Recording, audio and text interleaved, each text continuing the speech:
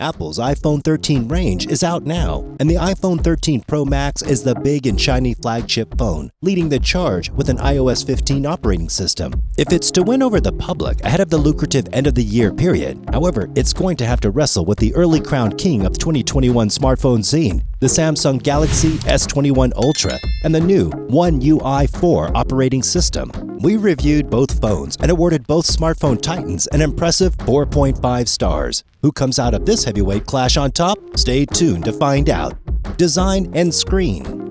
If you're in the market for a flagship phone, the place to start would be the Galaxy S21 series. Samsung hasn't altered the formula too much from last year, instead offering a refined flagship with the latest hardware, sublime 120Hz AMOLED screen, and amazing cameras. The S21 Ultra kicks things up a gear with its camera and large 6.8-inch QHD Plus panel, delivering the features you're looking for in a flagship. Both phones look great, but the S21 Ultra has an edge in terms of design. This year, the iPhone 13 Pro Max has a lot going for it. While the design hasn't changed too much from last year, there are a lot of under-the-hood changes. For starters, the new A15 Bionic is ridiculously good. There's a larger battery that lasts 2 days, and the screen now goes up to 120 Hz. Let's start with the design. The S21 Ultra has an attractive chassis with smooth curves and a new metal camera housing toward the back that's quite striking. The iPhone 13 Pro Max has flat sides and a similar camera housing as last year. The matte finish on the back allows the color underneath to diffuse. That said, we think the S21 Ultra has a slender edge in terms of styling. That camera housing looks more distinctive, and there's no ugly notch at the front. The S21 Ultra and iPhone 13 Pro Max are two of the largest phones around. The S21 is taller and narrower, while the iPhone is shorter and significantly wider, yet it's thinner at 7.7mm, with the S21 Ultra measuring 8.9mm. The stainless steel frame of the iPhone 13 Pro Max makes it heavier at 240 grams, and even though the S21 Ultra has a larger 500 mAh battery, it weighs 228 grams. Coming over to the front, the distinctive feature on the iPhone 13 Pro Max is the notch. Even though it's marginally shorter than last year, it still looks unsightly, particularly against the S21 Ultra and its tiny cutout. Sure, Face ID is the most secure facial authentication system around, and it needs a lot of sensors to work reliably, but the downside is a large cutout at the front of the phone. The iPhone 13 Pro Max also has a 120Hz screen for the first time, but it's limited right now. As for the screen, the S21 Ultra has a 6.8-inch QHD Plus AMOLED panel with a 120Hz refresh rate, with the iPhone 13 Pro Max offering a 6.7-inch OLED screen that also goes to 120Hz, a first for the series. The ProMotion tech makes a genuine difference, making interaction much more fluid. However, the 120Hz mode is limited right now on the iPhone, with most third-party games and services not able to take advantage of the high refresh. Another annoying omission is that the iOS still doesn't have an always-on mode. You won't find any such problems on the S21 Ultra. The screen goes up to 120 Hz, so it can handle anything from browsing in Chrome to scrolling through Twitter, Instagram, and playing selected games with unlocked frame rates. Both devices also have excellent stereo sound and the latest glass protection. Hardware. Switching over to the internal hardware, both devices offer the latest and greatest. In the case of the S21 Ultra, that means the Snapdragon 888 chipset in North America and the Exynos 2100 in other global markets. The iPhone 13 Pro Max also gets new hardware in the form of an A15 Bionic, and it has a lot to offer. The iPhone 13 Pro Max has a distinct lead on the hardware front. A15 Bionic is a monster. Obviously, the Snapdragon 888 isn't short on power. In fact, it blazes through anything you throw at it. Still, an A15 Bionic has a distinct advantage, delivering better scores across the board. Both platforms are built on a 5nm node, but the A15 has an edge because of its custom core design and the ability to transfer that power a little more efficiently.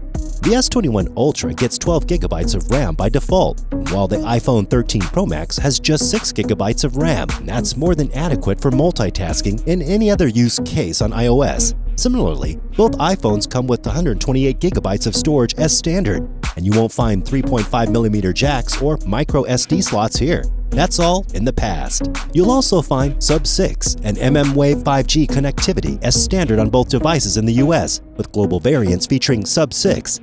The S21 Ultra gets Wi-Fi 6E and Bluetooth 5.2, with the iPhone offering Wi-Fi 6 and Bluetooth 5.0. And as you would imagine in a 2021 flagship, both phones have IP68 water-resistant as standard.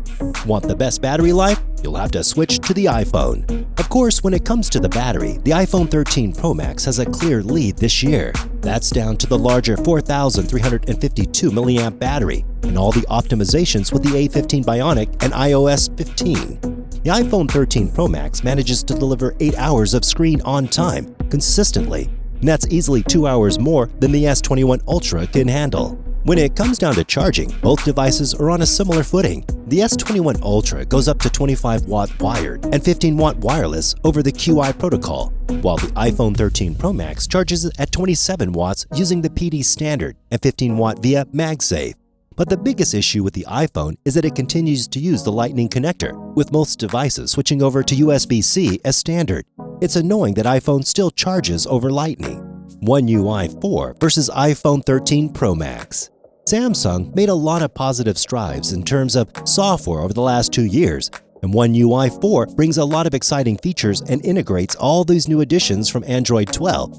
At the end of July, Samsung shared that the One UI 4 beta will kick off in coming weeks, and on September 14, it announced the One UI 4 public beta for the Galaxy S21 series. Like previous years, the beta is limited to the Galaxy S flagship, so if you're using the Galaxy S21, S21 Plus, or S21 Ultra, you can take part in the beta and switch to One UI 4 right now. Samsung rolled out the second Android 12 beta on October the 5th, bringing Google's Material Use, color extractor feature, and bug fixes. Indeed, Samsung made a lot of positive moves here, but iPhone still gets more updates. When it comes to picking between Android and iOS, there are a few things to consider. Both platforms offer a similar set of features around privacy and security, and while file system access is still annoying on the iOS, it isn't as closed off as it used to be. However, there are several key differences in notification management. Android is still far and above in the lead here, but with new features like Focus, iOS isn't too far behind. There isn't a marquee feature on the iOS that isn't missing on Android and vice versa. We prefer the way Android handles notifications and the inherent customizability on offer. Still, iOS has a lot going for it. The private relay and hide my email features safeguard your privacy, and it has a clear lead in terms of long-term software updates. Samsung now guarantees 3 years of Android platform updates for its flagships, and the S21 Ultra will make the switch to Android 14 once that rolls out in about 2 years.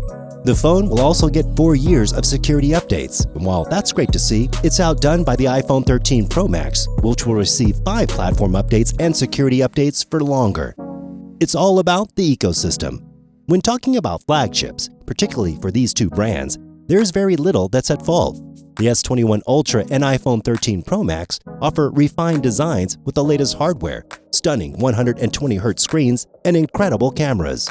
Choosing between the two phones comes down to whether you want to switch to iOS. And on that note, both phones take great photos in any lighting scenario. I'll have more to share on this shortly, but there isn't much to differentiate between the two devices in terms of photos.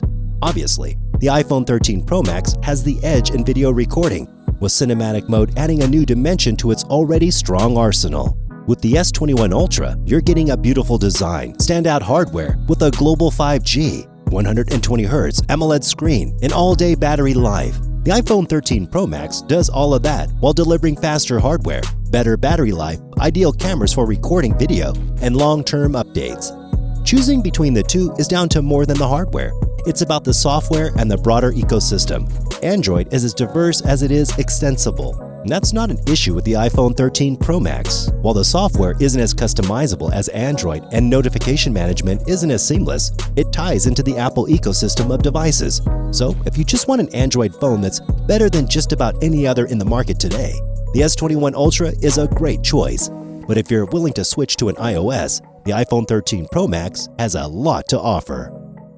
So, what did you think? What are your thoughts on the two phones? Do you think Samsung's One UI 4 is better than the iPhone 13 Pro Max? Let us know in the comments. I'm Mickey V, and until next time, goodbye.